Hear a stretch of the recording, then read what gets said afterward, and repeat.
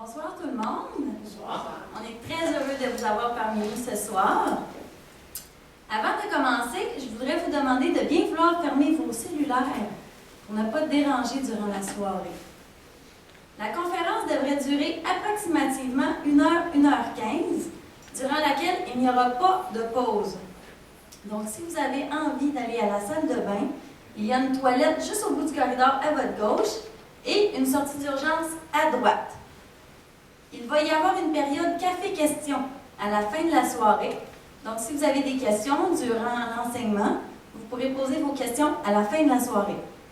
Ça va nous faire plaisir d'y répondre. L'Église Esprit et Vie du Royaume a tenu à présenter cette série de conférences au public afin de l'éveiller à la connaissance des événements futurs. Nous souhaitons que tous puissent en tirer le meilleur parti. Pour cette occasion, nous avons demandé à M. Régent Maltais de participer comme conférencier. M. Maltais habite le Saguenay dont il est originaire. Très tôt dans sa vie, il manifeste un intérêt marqué pour la Bible et pour la prophétie biblique. Il a étudié et fait carrière en santé et sécurité au travail, ce qui l'a amené à côtoyer plusieurs médecins, avocats, experts et scientifiques.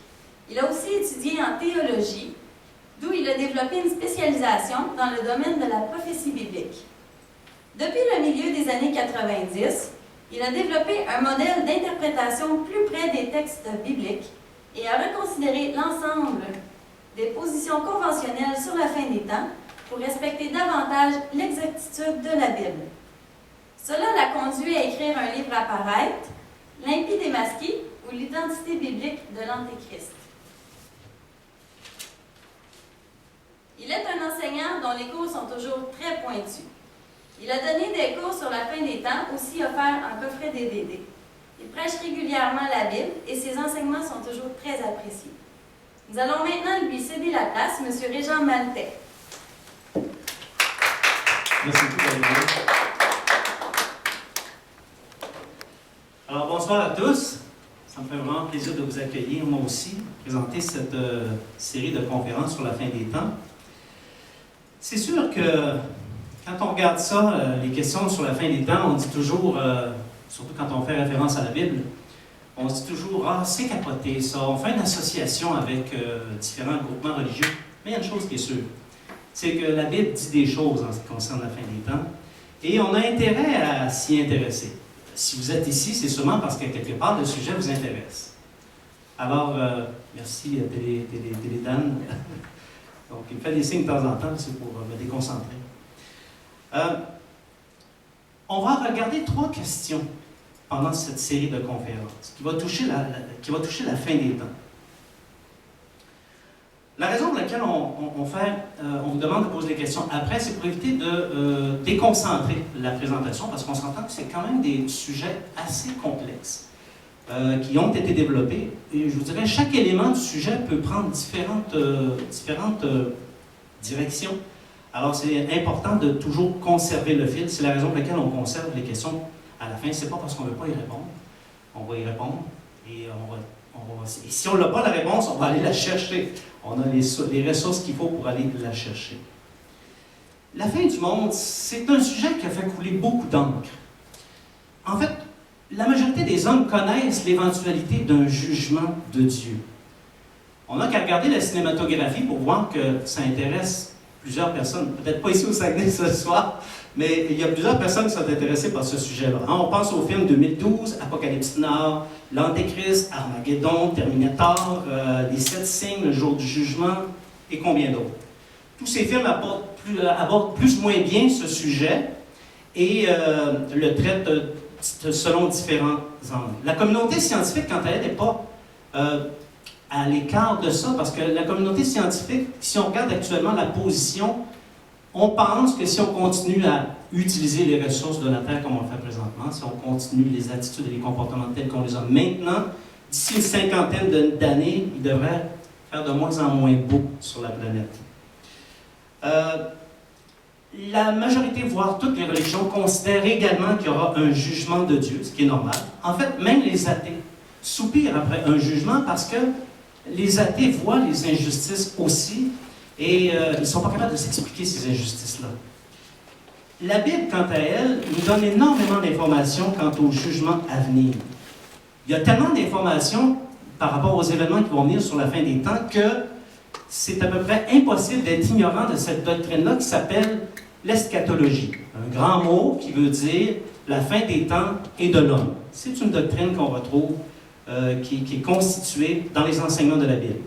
Donc, il a paru bon à l'Église Esprit et Vie du Royaume, qui est une Église évangélique, de présenter cette série de conférences. Le premier thème qu'on va aborder, il est sur le PowerPoint ce soir, c'est la validité de la Bible et les méthodes d'interprétation.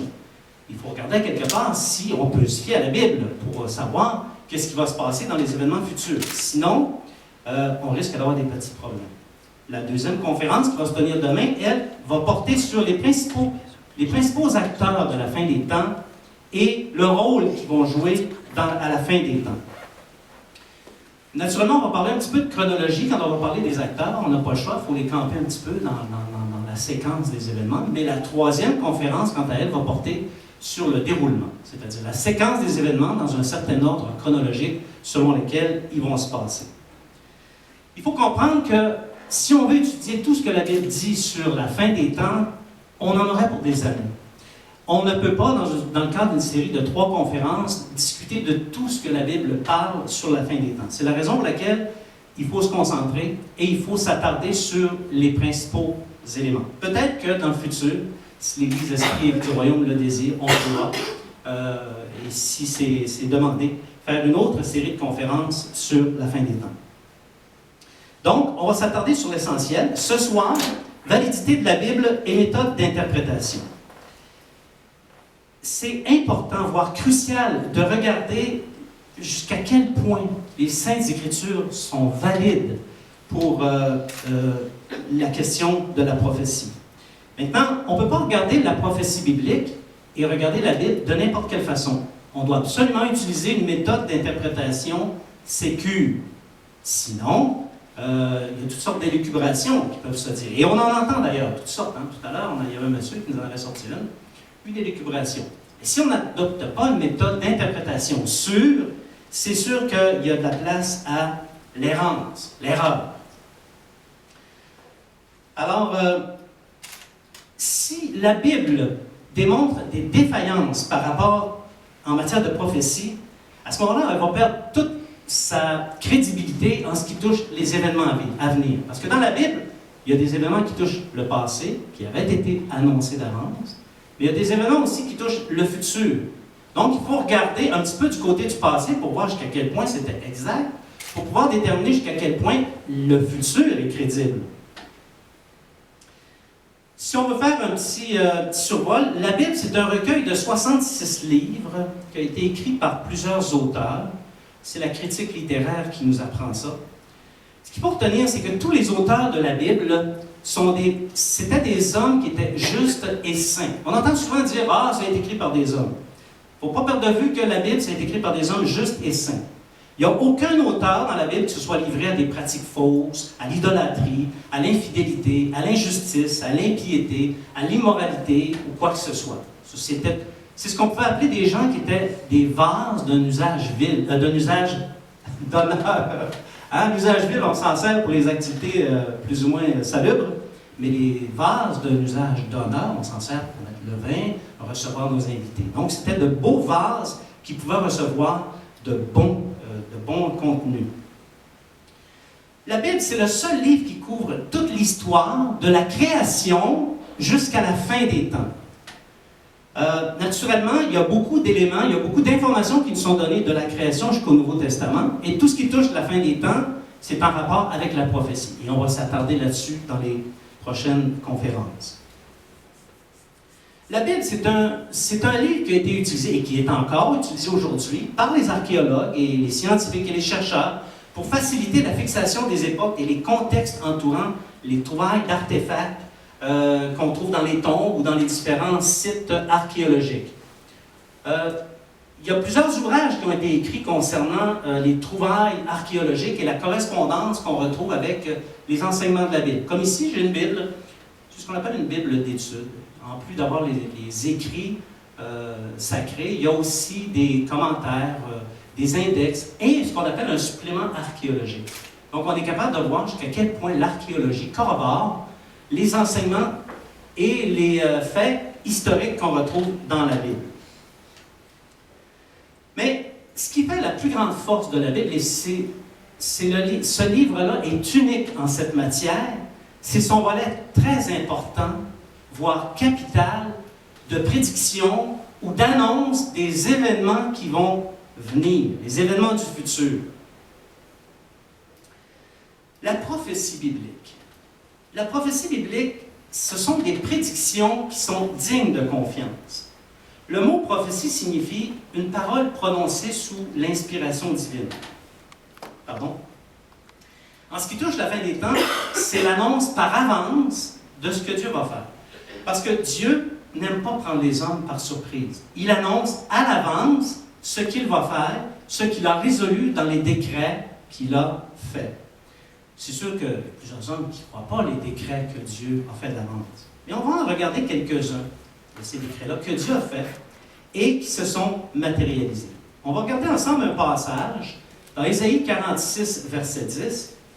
Ça, tous les passages que j'ai ce soir sont tirés de la Bible, la version Louis II qu'on veut. En fait, c'est celle-ci. C'est la même chose que celle-là. Donc, c'est la Bible, c'est une Bible généralement reconnue. En passant, toutes les Bibles sont bonnes. Quelle que soit la Bible que vous ayez à la maison, elle est bonne pour découvrir ce que Dieu a à dire sur les événements futurs. Donc, Ésaïe, qui est un prophète, c'est un des grands prophètes de la Bible. On dit que c'est un prophète majeur. Voici ce que Dieu dit par la bouche d'Ésaïe. « J'annonce dès le commencement ce qui doit arriver et longtemps d'avance ce qui n'est pas encore accompli. Je dis, mes arrêts subsisteront et j'exécuterai ma volonté. » On peut être sûr d'une chose, si Dieu a fait un décret, il va l'exécuter. Il découle de cette parole-là, qui peut fort bien arriver, en fait, dans de nombreux cas, le prophète qui annonçait le décret de Dieu à l'avance, ne connaissait pas vraiment le moment où ça allait s'accomplir. C'est plus les générations qui ont suivi qui ont été en mesure de voir que cette prophétie-là était exacte. Les prophéties ou les prédictions de la Bible sont entièrement dignes de confiance, comme on a dit. En fait, il y a une malédiction mortelle qui repose sur quiconque prétend parler au nom de Dieu, mais qui le fait d'une façon audacieuse, c'est-à-dire fanfaron. Moi, je vais te dire qu'est-ce que Dieu a à dire. Là, on se met à dire des choses au nom de Dieu. Il y a une malédiction qui repose sur ces gens-là, et c'est ce qu'on voit dans Deutéronome.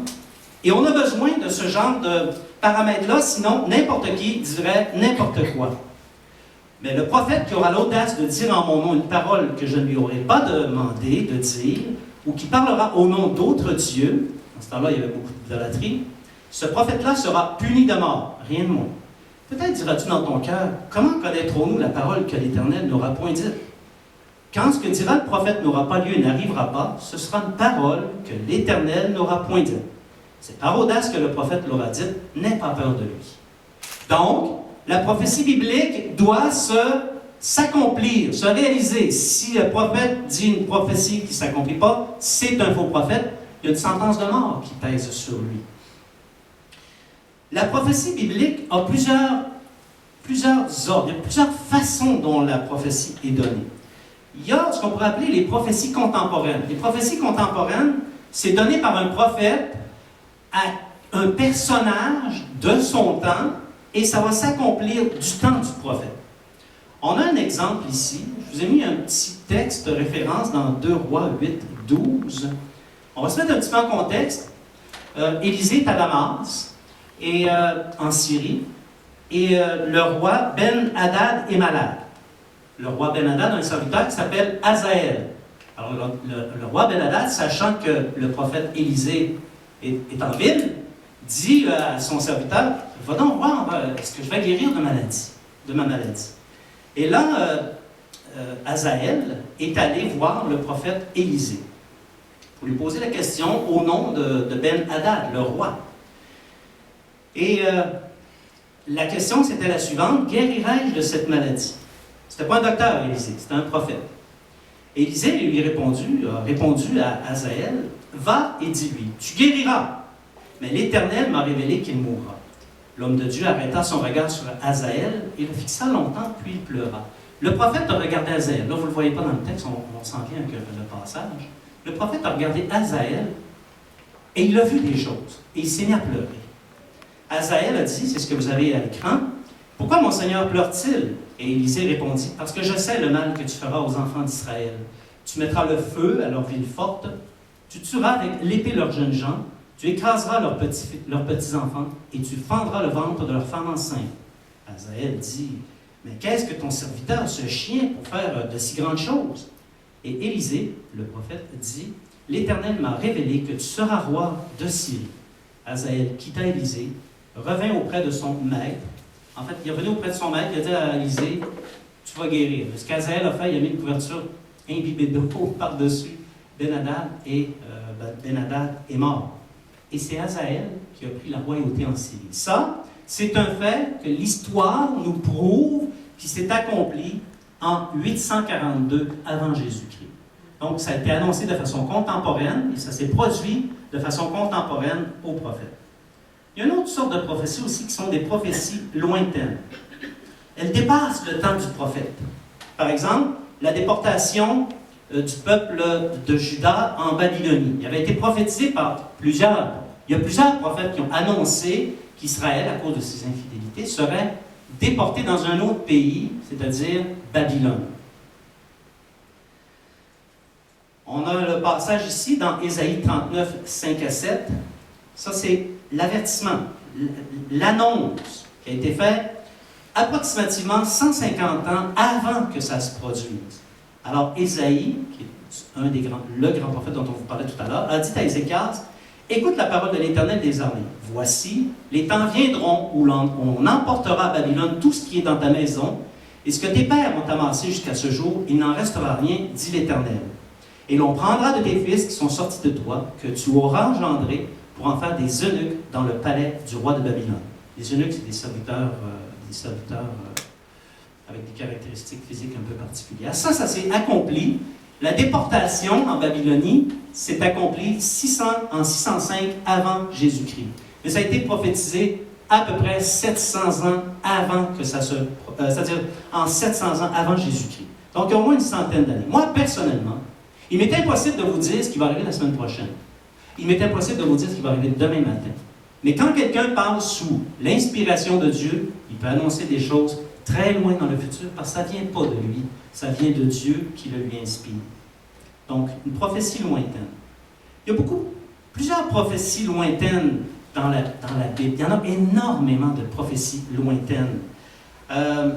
L'annonce, par exemple, une des plus belles et des plus spectaculaires, c'est l'annonce des 4 royaumes universels dans l'Antiquité. Okay, il y a eu le royaume de la Babylonie, c'était le premier, le royaume des Grecs, le deuxième, le royaume des Perses, les Perses et les Grecs, et ensuite le royaume des Romains.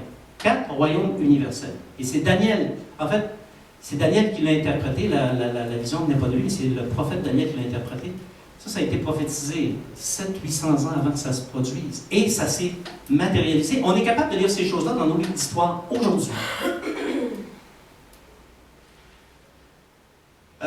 Il y a des temps de captivité, des temps de destruction qui ont été annoncés. Il y a même des délais qui ont été annoncés. Dans 70 ans, à partir de telle date, ça va se produire. Et l'histoire nous démontre que ça s'est produit. En fait, il y a beaucoup de prophéties qui se sont produites avec énormément d'exactitude. Il y a même parfois où des noms sont donnés, comme par exemple le nom du roi qui allait autoriser la libération des Juifs à Babylone, l'Empire perse, pour reconstruire Jérusalem. Son nom a été donné, il s'agissait de Cyrus. Donc le nom de Cyrus est écrit des dizaines et des dizaines d'années avant même que ça se produise, et probablement quand ça a été écrit, Cyrus lui-même n'était pas encore né.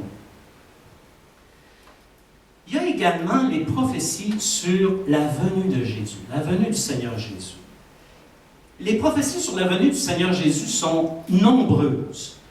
Elles sont étudiées par une science, et il y en a tellement beaucoup, qu'elles sont étudiées par une science qui s'appelle la Christologie. C'est une science qui est exacte et qui est également prouvée par l'histoire, la Christologie. Toutes les choses qui ont été écrites au sujet de Jésus, dans toute la période de l'histoire, avant même qu'il naisse, et qui se sont produits. Je vais vous donner un exemple d'une parole qui a été annoncée d'avance et qui parlait de Jésus. C'est dans le psaume 22, un psaume qui a été écrit par le roi David. Tout le monde connaît David, hein? David et Goliath. David, le tireur de fronde, qui a fait tomber un géant, un guerrier d'expérience. Donc, c'est de ce David-là qu'on parle. Psaume 22, 12 à 18. De nombreux taureaux sont autour de moi, des taureaux de Bazan environ. Bazan, c'est une sorte de taureau, ça vient de la contrée de Bazan. M'environnent. Ils ouvrent contre moi leur gueule, semblables au lion qui déchire et rugit. Je suis comme de l'eau qui s'écoule, et tous mes os se séparent. Mon cœur est comme de la cire, il se fond dans mes entrailles. Ma force se dessèche comme l'argile, et ma langue s'attache à mon palais. Tu me réduis à la poussière de la mort, car des chiens m'environnent, une bande de scélérats rôde autour de moi. Ils ont percé mes mains et mes pieds. Je pourrais compter tous mes os. Eux, ils m'observent. Ils me regardent. Ils se partagent mes vêtements et ils tirent au sort ma tunique. Si quelqu'un ici a lu l'Évangile, on est capable de reconnaître la souffrance que Jésus a vécue à la croix et ce que les soldats romains ont fait par la suite. Hein? On s'est tiré ses vêtements par le sort. Ça a été annoncé aussi approximativement vers 700 ans, peut-être un peu plus, avant Jésus-Christ, et ça a été accompli en l'an 0 de notre ère, hein, avec la venue de Jésus. Il y a plusieurs commentateurs qui avancent qu'au sujet de la venue de Jésus, il y a plus de 300 prophéties qui l'annonçaient de différentes manières, de différentes façons. En fait, si quelqu'un a une Bible d'études, il va pouvoir trouver dans les chartes, hein, il y a certaines Bibles dans lesquelles il y a des chartes qui sont fournies. Dans la mienne ici, là, j'ai une charte qui parle d'un certain nombre de prophéties que Jésus a accomplies. J'en ai une vingtaine ici. Mais si on faisait l'analyse complète de la Bible, il y en aurait tout près de 300. Comme par exemple le fait que Jésus devait être précédé par un prophète, un messager, c'était annoncé dans Malachie. On est capable de lire le récit dans l'Évangile de Marc, qui devait naître d'une femme vierge, qu'il devait naître à Bethléem, être un descendant du roi de David, habiter dans la région nord d'Israël, être détesté sans raison. Donc, de nombreux passages dans lesquels on peut lire ça, et que Jésus, par sa vie, son ministère, sa mort et sa résurrection, est venu accomplir. Donc, ça donne beaucoup de poids sur la prophétie biblique. En fait, Jésus lui-même connaissait la science des passages qui le mentionnait parce qu'il en a parlé. Dans Luc 24, versets 25 à 27, ce sont deux de ses disciples qui sont tristes parce qu'il est mort. Ils attendaient en lui le libérateur d'Israël, et non, il est mort. Et ils s'en allaient dans une petite ville qui s'appelle Emmaüs, d'où leur nom, les disciples d'Emmaüs. Alors, pendant qu'ils s'en allaient, puis qu'ils étaient tout tristes, il y a quelqu'un qui leur est apparu. Ils ne savent pas que c'est Jésus, pas encore.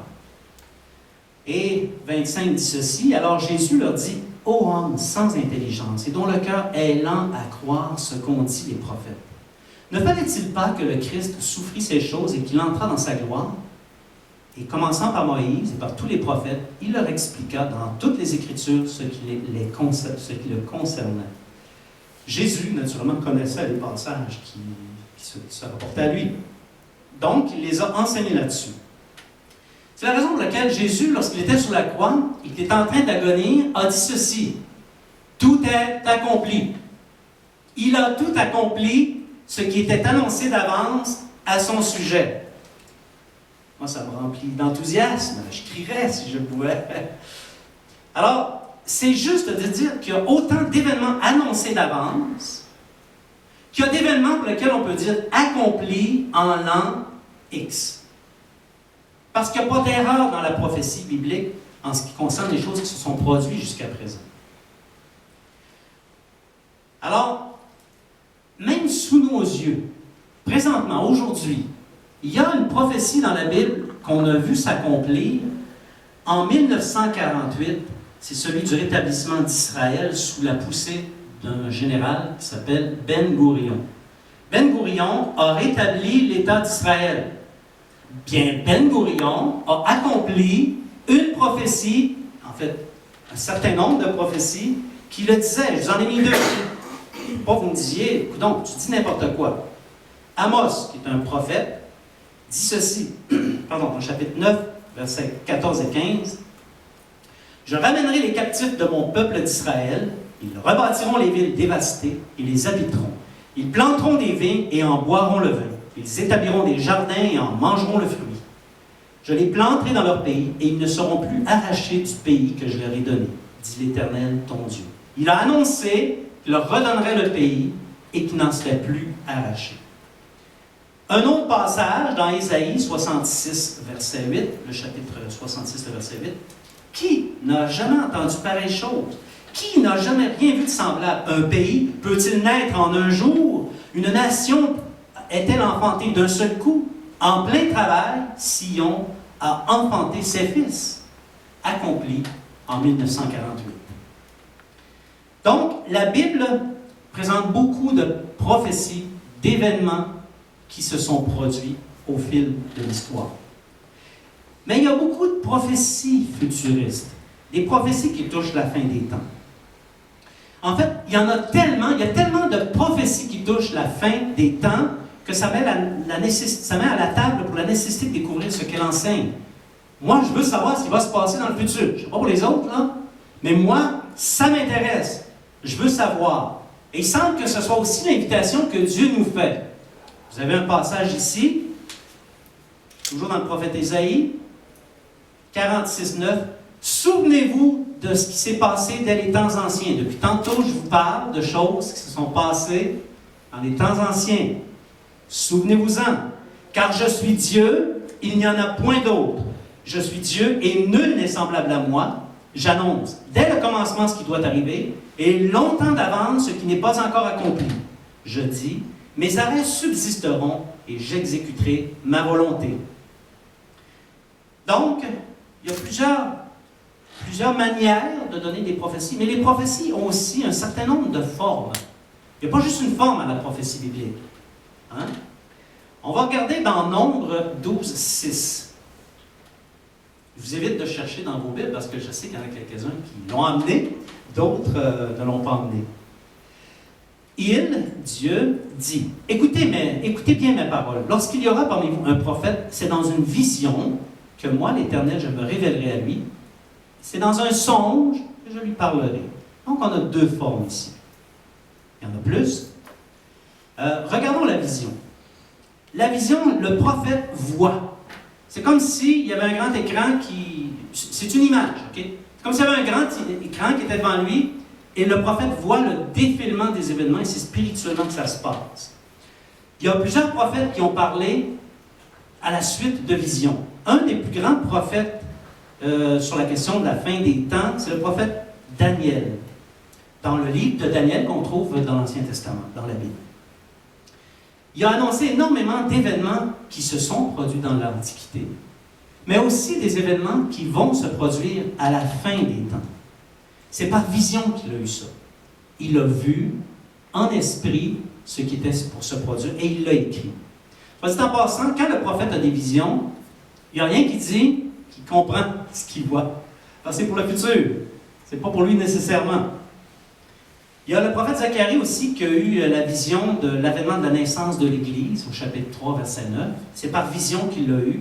Et on peut faire la correspondance avec d'autres livres dans la Bible, notamment celui de l'Apocalypse. Et Jean, en fait, le livre de l'Apocalypse, c'est un livre d'une vision. C'est que des visions que l'apôtre Jean a eues dans le livre de l'Apocalypse. Donc, par vision.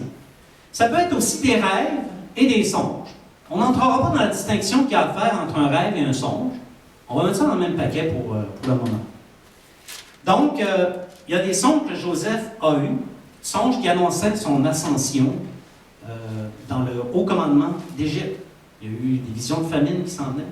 Il y a eu des visions c'est-à-dire de grande abondance, des visions de grande disette, et ça s'est matérialisé, ça s'est produit. Le roi le plus glorieux de l'Empire babylonien, c'est Nebuchadnezzar. On a tous entendu son nom. Parfois, on va l'appeler Nabucodonosor, ça dépend des traductions. Mais Nebuchadnezzar, quant à lui, a une vision d'une grande statue, qui signifiait les grands empires qui allaient suivre après le sien. C'est les 4 empires que je vous ai nommés tout à l'heure. le Babylone, les Mèdes et les Perses, l'Empire grec et l'Empire des Romains. Daniel, ou le roi Nebuchadnezzar, ne disposait d'aucune faculté humaine ou autre pour pouvoir voir ces choses-là par avance. Et c'est le prophète Daniel qui lui en a donné l'interprétation. Il peut y avoir aussi des communications spirituelles spontanées dans la prophétie. L'exemple qu'on a vu tout à l'heure avec le serviteur du roi Ben-Hadad en est un exemple. Le prophète Élisée a vu spontanément ce qui était pour se produire. Mais je ne veux pas limiter Dieu sur la façon dont il communique les prophéties. Notre Dieu, c'est un Dieu de variété, alors il utilise différentes façons pour le faire. Les prophéties, selon leur importance, peuvent être transmises aussi par des anges. Daniel a reçu ses prophéties par des anges. Jean, l'apôtre, a reçu ses prophéties par des anges. Paul aussi. Paul, dans un certain moment de détresse, a eu une prophétie, une vision des choses qui étaient pour se produire de son temps. Il était en train de couler. Et Dieu lui a montré qu'il s'en sortirait. Il a envoyé un ange pour lui faire savoir ça. Il a dit ceci, un ange du Dieu à qui j'appartiens a dit que personne ne périrait. Et c'est ce qui est arrivé. Les prophéties peuvent être concises, ça peut s'adresser à une personne ou à une situation précise. Comme elles peuvent être globales, parler de l'ensemble de ce que Dieu veut faire pour une nation ou même sur la terre. Les prophéties contemporaines, lointaines ou celles concernant la venue du Seigneur sont de grande qualité, accomplies avec précision, une précision de 100%. C'est une garantie hors de tout doute que celles qui restent à accomplir vont s'accomplir en leur temps. Il y a l'analogie des probabilités. OK? Jonathan, je peux mettre la séquence. Il faut parler un petit peu de probabilité. Si, à partir d'un point de référence, c'est-à-dire, on va prendre notre point de référence, la venue de Jésus, on est en mesure d'établir que 100% des prophéties se sont accomplies, il est donc probable, à 100%, que celles qui suivent, notamment celles qui touchent la fin des temps, vont se réaliser. Ça va se réaliser sans l'ombre d'un doute. Que les hommes y croient ou qu'ils n'y croient pas, ça ne change absolument rien. Si Dieu a fait un décret, puis que j'y crois, good! Mais si Dieu a fait un décret qui touche le futur et que je n'y crois pas, good encore, ça va se passer, même si j'y crois pas. Alors, les prophéties sur la fin des temps vont se réaliser. Pour comprendre, vous savez, il y a beaucoup de risques d'errance quand on lit les prophéties de la Bible.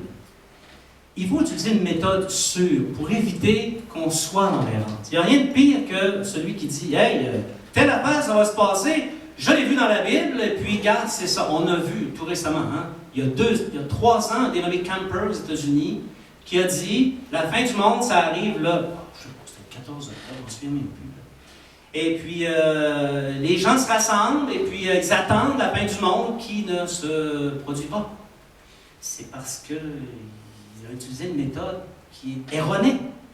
On ne doit pas utiliser des méthodes d'interprétation erronées.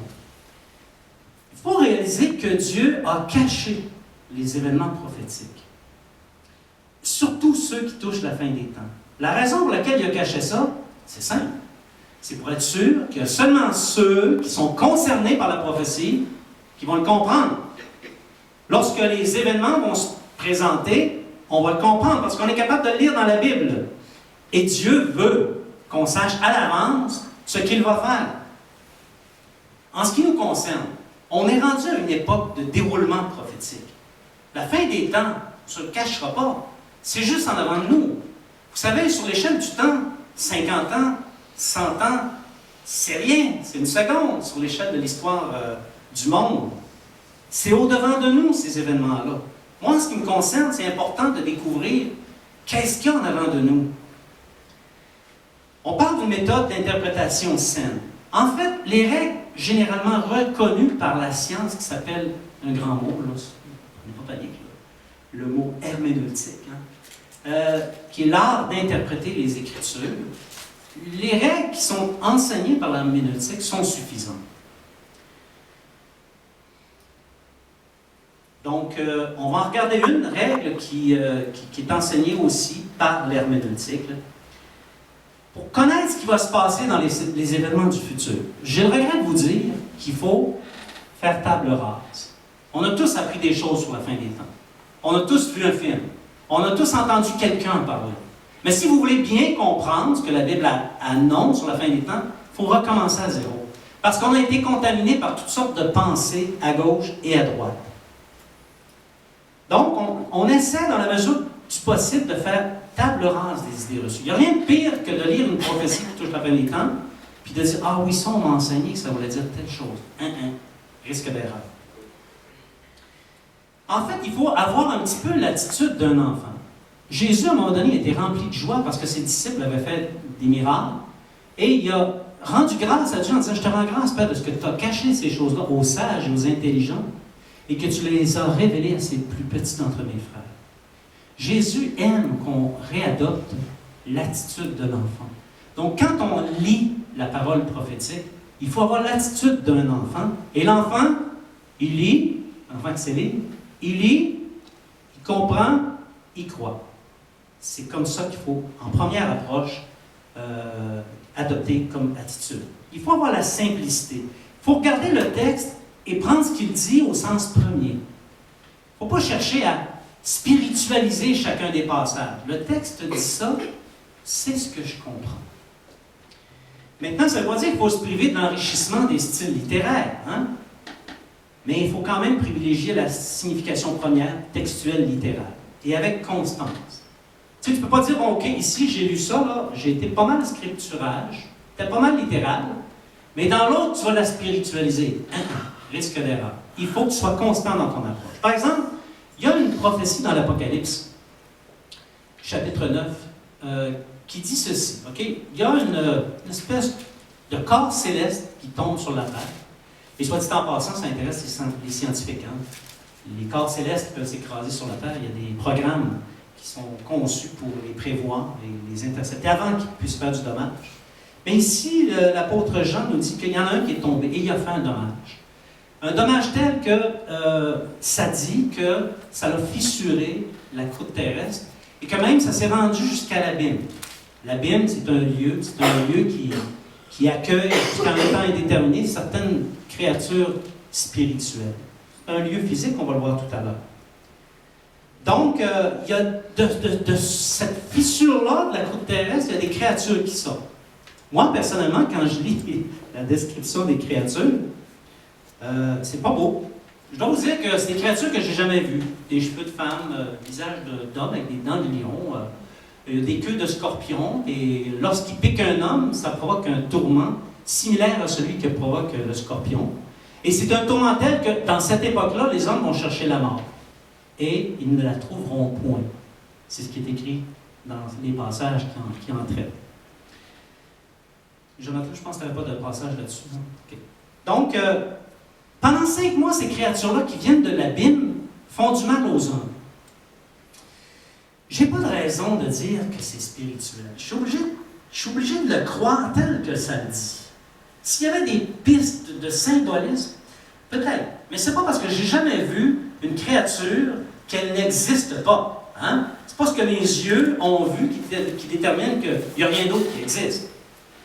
L'abîme, c'est un lieu qui existe. On va le regarder un petit peu, je pense que c'est la cétate suivante. Ce n'est pas un lieu spirituel. L'abîme, c'est un lieu physique. Il y a plusieurs endroits dans la Bible qui parlent de l'abîme. On parle dans le livre de Job, il en fait référence, dans les livres de Proverbes, dans l'évangile de Luc, dans l'épître aux Romains, la deuxième épître de Pierre parle de l'abîme. L'épître de Jude parle de l'abîme. La qualité et le nombre de passages qui en parlent nous permettent même de l'imaginer. Ça, c'est le produit d'une imagination. Okay? C'est pas comme ça la Bible, c'est un dessin, c'est un croquis. Mais c'est pour nous permettre de voir et de comprendre ce qu'il en est. C'est un lieu scellé qui contient le séjour des morts, les anges enchaînés, ceux qui se sont rebellés contre Dieu à l'origine, mais on ne parlera pas de ça aujourd'hui, et toutes sortes d'autres créatures dont on ne connaît pas l'origine, on ne connaît pas la provenance. Ils sont emprisonnés dans ce lieu-là jusqu'au moment jusqu'à la fin, jusqu'au moment où ils pourront en sortir, lorsque Dieu passera à une autre étape dans leur châtiment. Il y a aussi un autre lieu qui s'appelle le séjour des morts, et on est capable de le décrire. Le séjour des morts, c'est le lieu qui accueille les âmes de ceux qui meurent. Ils s'en vont là, en attente du jugement. Il y a plusieurs centaines d'années, ce lieu-là était composé de 2 espaces. Un espace qui accueillait les âmes impies, donc ceux qui se sont livrés à l'impiété de leur vivant, et le lieu des âmes justes. Ce n'était pas le même lieu du tout, et le lieu était séparé pour être sûr qu'on ne puisse pas passer d'un endroit à l'autre. Avec la résurrection de Jésus, le lieu qui accueillait les âmes justes, maintenant est vide parce que ces âmes-là sont auprès du Seigneur, sont auprès de Dieu. C'est ce que l'Évangile nous enseigne. Donc, c'est une image. OK? Alors, on peut comprendre qu'un corps céleste avec une certaine envergure puisse fracturer ça, puis que ça peut provoquer un accès de là à ici.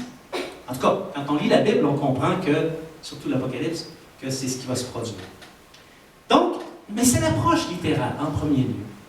Ensuite, on peut recourir au symbolisme biblique, parce qu'on ne se cachera pas. Dans la Bible, il y a de nombreux symboles. Mais encore là, il y a possibilité de démystifier tous ces symboles-là. Le symbolisme biblique, c'est pas n'importe quoi. Je définirais le symbolisme biblique comme étant l'ensemble des symboles que la Bible elle-même utilise pour expliquer les textes. Mais si je prends un symbole qui n'est pas dans la Bible pour essayer de comprendre un texte de la Bible, je fais fausse foi. Il faut absolument que je tire le symbole de la Bible. Donc, c'est tout un défi pour l'interprète, parce que l'interprète doit trouver le symbole dans la Bible. Le symbolisme ou les symboles vont se retrouver, oui, dans la prophétie, mais parfois aussi dans certaines analogies. Il y a des analogies dans la Bible. Dans les paraboles, il va y avoir des symboles. Dans certains passages poétiques, comme dans les psaumes.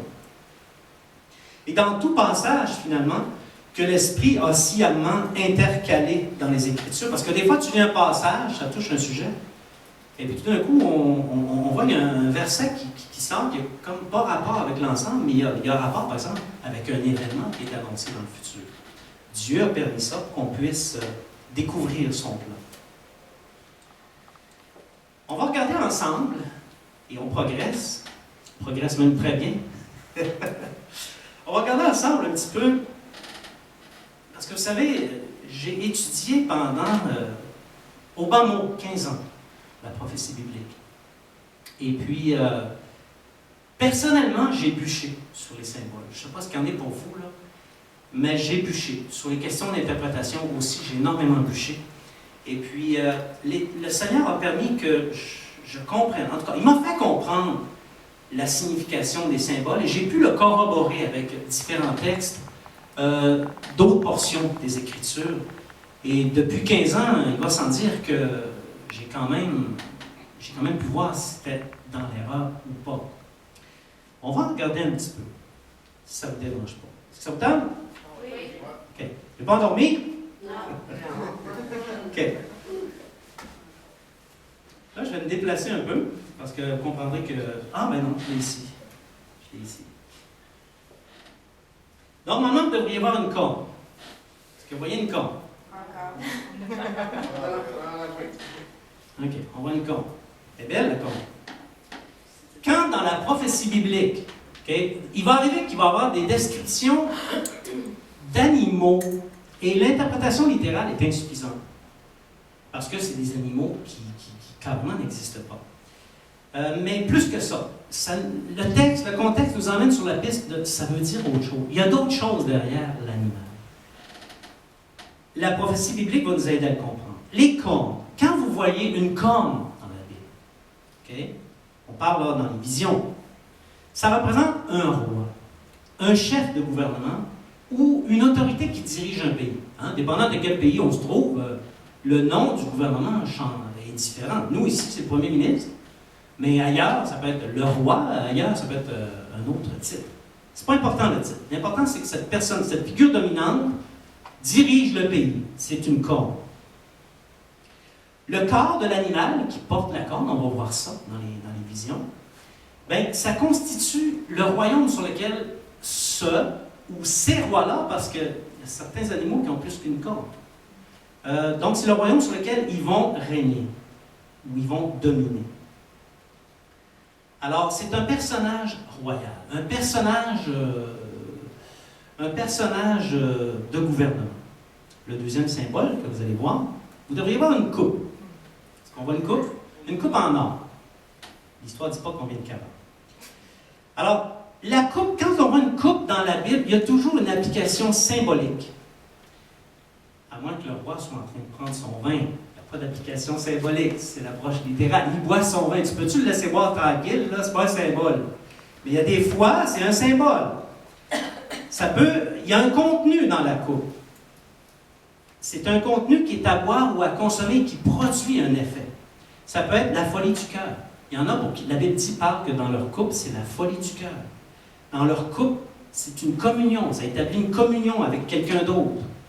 Pour quelqu'un, ça peut être une coupe, on appelle ça la coupe du martyr. Tu vas payer de ta vie, ta foi. C'est une coupe, la coupe du martyr. La table des démons, la communion avec les démons. La coupe des démons. Ça peut être la table du Seigneur aussi, la communion avec le Seigneur. La coupe de la table du Seigneur.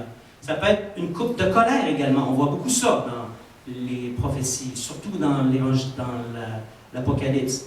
Le vin de la fureur de Dieu. Si tu le bois, ça ira pas bien pour toi. Et il y en a qui vont le boire de gré ou de force. Ça peut être la coupe de l'impudicité spirituelle, des prostitutions de certaines religions qui pensent, qui affirment servir Dieu, mais au fond sont complètement prostituées. C'est l'impudicité spirituelle, c'est une coupe, la coupe de l'impudicité spirituelle. Chacun des contenus, pareil comme le vin, produit son effet. Alors, c'est l'application qu'on peut voir. Il faut vraiment voir le contexte pour déterminer lequel des sens ça prend. Le dragon. Il semblait que ça n'existait plus, le dragon. Il n'y aurait plus des dragons. Vous en avez un, là. Le dragon, c'est une application, premièrement, symbolique du diable, de Satan. OK? Dans le chapitre 12 de l'Apocalypse, on parle beaucoup du dragon, mais cette fois-ci, il est en association avec d'autres éléments symboliques qui nous parlent du royaume sur lequel il va régner et de l'influence qu'il va avoir dans les événements de la fin des temps. Donc, le dragon, quand vous voyez dans les visions un dragon, arrêtez de vous gratter la tête. Il s'agit du diable. Eschatologie, tantôt j'en ai parlé, étude, c'est pas un symbole, c'est un terme, étude de la fin des temps de l'homme. Les étoiles, dans la Bible, au plan symbolique, les étoiles sont toujours les descendants d'Israël. S'il y a 12 étoiles, comme c'est le cas au chapitre 12 de l'Apocalypse, c'est parce que ça fait référence aux 12 tribus d'Israël, mais encore là, ce sont les descendants d'Israël. S'il y en a une multitude, comme ce que vous voyez là, c'est la nation d'Israël. Donc les étoiles sont toujours en relation avec la nation d'Israël, au plan symbolique. Un fleuve, quand tu vois une prophétie qui dit un fleuve va entrer, va déborder, va détruire, c'est pas un courant d'eau. C'est pas l'Euphrate qui est sorti de ses rives. Un fleuve, c'est une armée mobilisée par une nation quelconque pour conquérir ou vaincre d'autres pays. Donc, au sens de la prophétie biblique, un fleuve, c'est une armée mobilisée qui fait la guerre. La femme, dans le symbole, dans le symbolisme biblique, une femme, c'est presque toujours une église. Donc, ça va être une église, si la femme, si elle est pure, sans rides, sans taches, c'est une église qui n'a pas abandonné sa dignité. Dans les faits, c'est l'épouse de Christ. Hein? L'Église est souvent comparée à l'épouse de Christ. Maintenant, si elle a abandonné sa dignité, on va dire d'elle, c'est une prostituée. De sorte que, dans l'Apocalypse, la prostituée qu'on voit, c'est une église. C'est l'église de ce temps-là qui s'est prostituée, qui s'est livrée à des prostitutions d'ordre spirituel. Ce que ça veut dire, c'est qu'elle a abandonné les éléments de la foi et elle a acquis un tout autre pattern qui n'a rien à voir avec les éléments de la foi. C'est ce qu'on appelle une prostitution spirituelle. Il peut arriver que la femme ait une autre application. Il y a quand même un ou deux autres cas où le symbole de la femme a une autre application, mais dans les circonstances, c'est comme accessoire. Okay? Mais la plupart, retenez plus le symbole que la femme, c'est une église. Les flots. Les flots, c'est pas les gamins et les gamines qui nous tombent sur les nerfs. Les flots, c'est le tumulte des nations lorsqu'elles sont agitées par des mouvements sociaux, ethniques, politiques, militaires ou autres. Actuellement, si vous regardez l'actualité, je ne suis pas en train de vous dire que sous nos yeux se déroulent des événements prophétiques, mais si vous regardez un peu ce qui se passe à l'échelle mondiale, il y a un tumulte parmi les nations. On pourrait appeler ça les flots. Donc, ça sous-entend un certain désordre ou un chaos au plan des organisations de la Terre. La Lune et le Soleil. La Lune et le Soleil. On va trouver ça dans l'Apocalypse. Donc, ce sont les premiers ascendants du peuple d'Israël. Ça fait référence à Jacob et à ses épouses. Parce qu'on sait que Jacob a eu plus qu'une épouse. Donc, ça fait référence à Jacob et ses épouses. Le Soleil et la Lune. La mer. La mer. Dans la Bible, on parle beaucoup. Il y a plusieurs prophéties qui parlent, qui traitent de la mer. La mer. Et c'est souvent complété par les mots fleuve et flot. Ça réfère à la multitude des habitants du monde.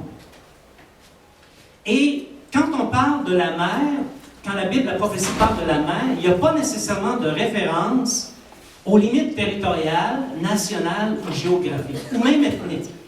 La mer, c'est les habitants du monde. Une montagne, une colline. L'application symbolique des montagnes et des collines, quand on retrouve ces choses-là dans la prophétie biblique, ça désigne des peuples organisés et fondés depuis des temps immémoriaux. Une montagne, on ne bouge pas ça en soufflant dessus. Hein? Tu sautes dessus, il y a des forts appareils qui vont rester là encore. Donc, ce sont des peuples qui sont fondés depuis des temps où on ne peut même plus s'en souvenir. On pense à l'Égypte, par exemple. Qui se souvient de la fondation de l'Égypte? Donc, ce sont les montagnes et les collines. Il faut faire très attention quand on lit la prophétie biblique, parce que ces symboles-là sont présents. Et je vous le dis, quand on amène en application ces significations, ça change tout le sens, et tout d'un coup, le texte dit quelque chose. Ça, je vais le passer. C'est un terme. La queue. Dans la Bible, c'est le même dragon que tout à l'heure, sauf qu'on pointe un peu plus la queue. Dans la Bible, il y a quelques prophéties qui parlent d'une queue. Puis la queue joue un rôle, elle fait quelque chose. Une queue, c'est insignifiant chez un animal. Il n'y a personne qui se préoccupe de la queue d'un animal, tu sais. Mais dans la Bible, il y a une portée, il y a un sens, il y a une signification. La portée d'une queue, dans la symbolique biblique, ça signifie un faux prophète. C'est le faux prophète. Donc, c'est quelqu'un qui s'avance, il dit, « Voici, je suis un prophète de Dieu, et je vous annonce un oracle de Dieu. » Donc, si son oracle est un mensonge, par conséquent, c'est un faux prophète. La queue, c'est un faux prophète. La terre, je pense que c'est le suivant, Jonathan, c'est ça? La terre, quand vous voyez dans la symbolique biblique une terre, ça représente les organisations des hommes à grande échelle, à l'échelle planétaire. Parce qu'il y a beaucoup de jeux, il y a beaucoup de fabrication de phrases, il y a beaucoup de différentes façons dont c'est présenté. Et souvent, on a ça, ces symboles-là. La tête. La tête, je vous dirais, ça a la même application que la corne. C'est-à-dire, c'est un roi, un chef de gouvernement, une autorité qui dirige un pays. Encore une fois, même chose que pour la corne, l'animal qui porte la tête constitue le royaume sur lequel ce chef de gouvernement-là règne. Ça peut être un royaume, ou ça peut être un royaume qui est fédéré en un certain nombre de nations. Hein, les 7 têtes et 10 cornes, tout le monde connaît ça. Les 7 têtes et 10 cornes dans l'Apocalypse et dans le livre de Daniel. Les têtes sont des rois. Maintenant, il y a une application symbolique. Je n'irai pas trop loin dans le détail. Il faut juste retenir ceci. La différence entre la corne et la tête, c'est que la tête nous parle de rois qui ont existé dans le passé. Donc, lorsque le prophète donne sa prophétie, des fois, il va parler de la tête, des fois, il va parler d'une corne. La tête, c'est des rois qui ont existé dans le passé. Si on prend la prophétie comme étant le point de référence, c'est un roi qui a existé dans le passé. Les cornes, quant à elles, sont des rois qui vont exister dans le futur. Donc, comprenez que c'est important de comprendre toutes ces choses-là, sinon on passe à côté de vérités fondamentales. Les yeux.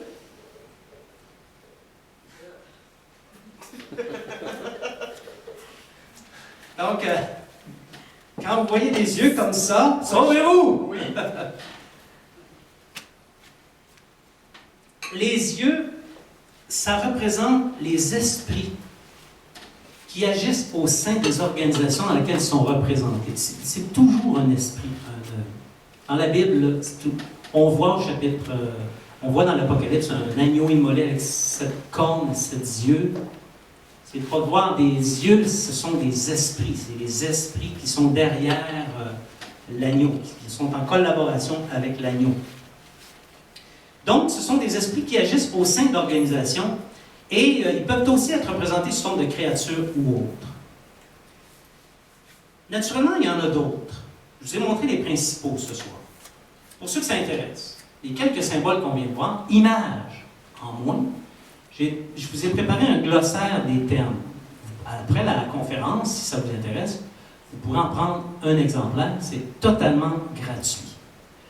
Alors, le symbolisme biblique, tel qu'on vient de le voir, doit être envisagé, mais après l'approche littérale. On n'a pas le droit de sauter immédiatement dans l'interprétation par symbolisme, puis sauter l'interprétation littérale. Il faut premièrement se poser la question, est-ce que c'est littéral? Pour éviter le risque de chirer dans le mysticisme, de déraper dans le mysticisme. Alors, cette façon que je vous explique, littérale premièrement, symbolique lorsque le contexte l'impose, c'est une façon de faire simple. N'importe qui est capable de faire ça. C'est une façon de faire qui va vous apporter une interprétation beaucoup plus sûre dans plusieurs cas. Les gens à qui j'ai enseigné ça et qui ont commencé à le faire ont commencé à comprendre ce que la prophétie biblique dit. Ils ont commencé à comprendre les événements qui vont se produire dans le futur. Alors, les risques d'erreur s'atténuent. Je ne dis pas qu'il n'y a aucun risque d'erreur. C'est pas ça que je dis. Ça peut arriver que certains symboles qui résistent un peu plus à l'interprétation. Ça peut arriver. Il faut être patient. Le jour où Dieu va le vouloir, il va le dévoiler. C'est bon? Oui. OK. Merci. Merci à celui qui écoute. Alors, en faisant ça, au fur et à mesure qu'on va lire la Bible et la prophétie biblique, on va s'apercevoir que tout d'un coup, la trame biblique des événements de la fin prend sa place. Il y a une logique qui s'installe. On commence à comprendre, enfin, ce qui va se passer. Et moi, ça me remplit de joie. Il est 8 heures, il me reste encore quelques minutes. Je sais que ça passe vite. Hein? Il y a peut-être une question qui se pose. C'est la question de savoir, je ne sais pas si vous la posez, moi je me la suis posée, beaucoup de gens se la posent. Pourquoi il va y avoir une fin des temps? Qu'est-ce que ça vient faire, ça, dans le portrait? Pourquoi une fin des temps? Bien, il faut comprendre que Dieu éprouve un profond désir de vouloir être en communion de personne à personne avec les hommes de toute provenance. Pour Dieu, là, la couleur, la langue, la race, la géographie, ça n'a aucune importance. Il aime tous les hommes, quels qu'ils soient, de toute provenance. Mais il ne peut pas entrer en communion avec les hommes à cause de l'iniquité. L'iniquité, c'est un grand mot qui veut dire agir en dehors des éléments de la justice de Dieu. En d'autres termes, Dieu dit, moi je voudrais que vous fassiez ça, je voudrais que vous fassiez ça. Il n'y a rien de lourd là-dedans. Ça fait des décennies que je le fais. Il me dit, il n'y a rien de lourd là. Fais ça, fais ça, fais ça. Quand tu fais ça, tu lui plais, tu peux être en communion avec lui. Mais quand tu fais le contraire, tu ne tueras point, tu tues ton prochain, tu commets un meurtre, ben, il ne peut pas être en communion avec toi. Parce que tu agis en dehors de sa justice. Dieu est un être parfaitement juste et parfait. Ce n'est pas un pléonasme. Il est parfaitement juste et parfait. Il n'y a chez Dieu aucune injustice, aucun péché. Dieu a tellement aimé le monde qu'il a donné ce qu'il avait de plus précieux. Dieu n'avait rien de plus précieux que son Fils unique, le Seigneur Jésus. Jésus a paru parmi les hommes. Il y a longtemps, vous allez dire, oui, 2000 ans, un peu plus de 2000 ans. Et lorsqu'il a paru parmi les hommes pendant les presque 33 années avec lesquelles il a été avec nous, il n'a jamais commis l'iniquité, il n'a jamais commis le péché. Jésus nous a enseigné les voies justes de son Père. Vous voulez connaître l'enseignement de Jésus? Lisez la Bible, lisez le Nouveau Testament. Faites-en la lecture. Tous ces enseignements, tout ce qu'il nous a enseigné concernant le Père céleste, concernant Dieu le Père, se trouve dans le Nouveau Testament, dans les Évangiles. Lisez l'Évangile. Dieu, il a vraiment, écoutez, il a vraiment pris toutes les dispositions pour racheter les hommes et les emmener dans les voies de sa justice. Il ne pouvait pas faire plus que ça. Malheureusement, la réponse de la majorité des hommes, ça a été la révolte. Ah! Dieu! La révélation de l'apôtre Jean ou l'Apocalypse, ça témoigne du rejet et de la révolte des hommes de toutes les époques. Il n'y a pas juste notre génération qui rejette Dieu. Toutes les générations depuis la création, plus ou moins, ont rejeté Dieu. Alors, le témoignage du rejet de Dieu va se trouver dans la critique qui est faite aux églises, aux 7 églises qu'on voit au chapitre 2 et 3 de l'Apocalypse. Mais il y a une chose qui est certaine. Quand l'Église va avoir terminé le travail, son mandat pour lequel Dieu l'a suscité, l'a créé, Dieu va prendre des grands moyens pour éradiquer l'iniquité, parce qu'il ne veut plus qu'il y ait d'iniquité sur la terre. Et lorsque l'iniquité va être éradiquée, Dieu va instaurer son règne de justice. Parce qu'on sait tous que Jésus est venu une première fois. Mais peu savent que Jésus va revenir une deuxième fois pour établir son règne de justice et éliminer l'iniquité. Vous savez, on se trouve aujourd'hui, l'humanité, je ne sais pas pour vous, là, je vais parler pour moi, je ne voudrais pas faire de généralité, mais il reste que l'humanité est rendue à des niveaux d'iniquité qui approchent leur comble. Cette expression-là, l'iniquité qui atteint son comble, c'est une expression biblique. C'est une expression qui dit que quand dans un pays, dans une ville, dans une communauté, le péché atteint son comble, Dieu intervient par ses jugements de justice. En ce qui me concerne, il est grand temps qu'un règne de justice vienne s'établir. Il faut être naïf pour penser que ce qu'on vit présentement, ça va durer encore 100 ans, 200 ans, 300 ans. Tout le monde s'entend pour dire que ça va nous péter d'en face à un moment donné. Si vous en doutez, c'est le sens de la prophétie qu'on a ici, prophétie du livre d'Ésaïe. Chapitre 13, versets 11 à 13. Dieu parle. Naturellement, il a inspiré ça au prophète. « Je punirai le monde pour sa malice et les méchants pour leur iniquité. Je ferai cesser l'orgueil des hautains et j'abattrai l'arrogance des tyrans. Je rendrai les hommes plus rares que l'or fin, je les rendrai plus rares que l'or d'Ophir. C'est pourquoi j'ébranlerai les cieux et la terre sera secouée sur sa base par la colère de l'Éternel des armées au jour de son ardente fureur. » Il y a un jour qui a été fixé par Dieu, et c'est le jour du jugement. Et dans ce jour-là, les hommes, par toutes sortes de mécanismes, on va le voir à la conférence de demain, à la conférence de vendredi, Dieu va rendre les hommes plus rares que l'or d'Ophir. Moi, personnellement, chez moi, je n'ai pas d'or d'Ophir. Je ne sais même pas c'est quoi l'or d'Ophir. Je ne sais même pas si vous avez de l'or d'Ophir. Mais il y a une chose que je sais, c'est que Dieu va rendre les hommes plus rares que ce genre d'or-là. Et moi, je veux pas être du nombre que Dieu va faire périr parce que je vais avoir marché dans l'injustice ou en dehors de sa justice. Alors, ça complète la conférence de ce soir. J'ai été fidèle à ce que Gabriel a parlé tout à l'heure. Il va s'en suivre, on va prendre d'une façon assez informelle un café. Et je vais prendre du temps pour répondre à vos questions si vous en avez. Questions naturellement qui touchent ce que j'ai amené sur la conférence. Si vous en avez d'autres, vous pouvez y voir aussi. Par contre, il faut se rappeler que demain, on a une autre conférence qui s'appelle Les principaux acteurs de la fin des temps et leur rôle. Et on va les passer en revue.